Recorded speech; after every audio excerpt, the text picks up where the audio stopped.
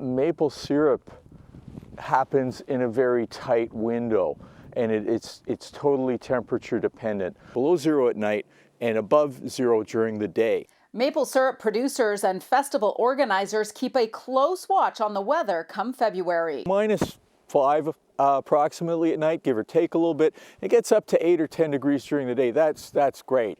So a mild spell can actually push the start of the season earlier into February. Start of maple syrup season is about a week earlier than it was 40 years ago, but it's also ending about 10 days earlier. So there's a shrinkage right there of a couple of days. And the mild temperatures we experienced so far this winter could affect production. A couple years ago, they had to dip into their reserves to meet the demand for maple syrup in 2021. But on the other branch, too cold is not that sweet either, but shouldn't be a concern if it doesn't last long. What happens now with the very cold temperatures coming? Is that good news or bad news after such mild weather?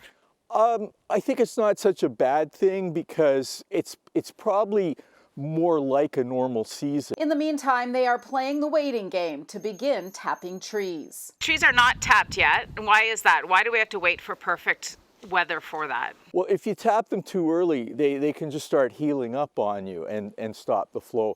Sap being about 3% sugar is 40 liters of sap to make 1 liter of syrup. That's why it is so expensive. Precisely the reason it's called liquid gold.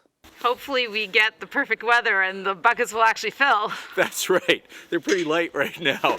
So, of course, despite the very mild temperatures we've experienced so far and the very cold temperatures on the way, the hope for maple syrup producers is that it all becomes perfect by the end of February, and maple syrup production will be flowing in time for the maple syrup festivals in March.